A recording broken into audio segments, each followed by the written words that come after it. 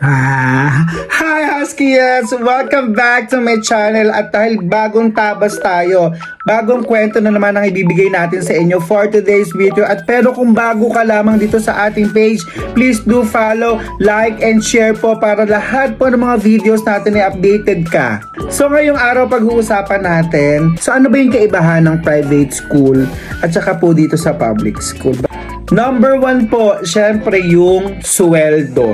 Alam naman natin na malaki talaga ang difference ng private school at saka ng public school.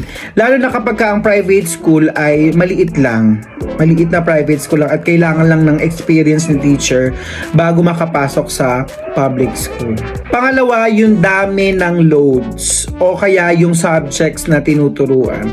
My personal experience na sa private school ako, grabe yung loads ko. Sobrang dami kong subject. Parang halos lahat yata ng subject tinuturuan ko. Lalo na kapag ka nasa elementary ako. Pangatlo, bukod sa nasa high school na ako, may elementary class pa ako. Samantalang sa public school, kung junior high school ka lang, or elementary ka lang, or senior high school ka lang, dun ka lang. Hindi ka magtuturo ng dalawang klase ng sangay. Pang-apat, benefit. Siyempre, iba ang benefit ng private school sa public school. Napakalaki po ng difference po. No? At saka, sa private school, syempre, ang boss mo doon, bukod sa yung may-ari ng school, syempre yung mga magulang boss mo din.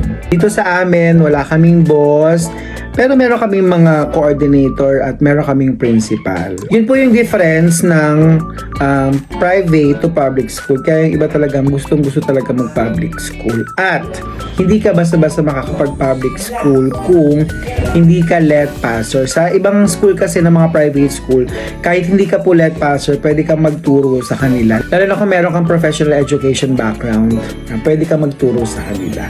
So sa lahat po ng aspiring teachers na nasa private school at gusto po lumipat sa public school, kailangan nyo po ng malaki at maraming experience para, di ba, pagpasok mo pa lang sa public school, hindi ka mako-culture shock kagaya nung nangyari sa akin. May experience na ako sa private school pero na-culture shock pa ako paglipat ko ng public school. Buti na lang nandiyan si Beshi Boards. Hi, Ache! Kasi inalalayan niya talaga ako sa journey ko sa pagpasok ko sa public school. Kaya eto ako ngayon. 10 years na magte-10 years na sa public school at magte-12 years na in total sa pagtuturo. So yun lang, Husky, yes. Usap ulit tayo bukas. Bye!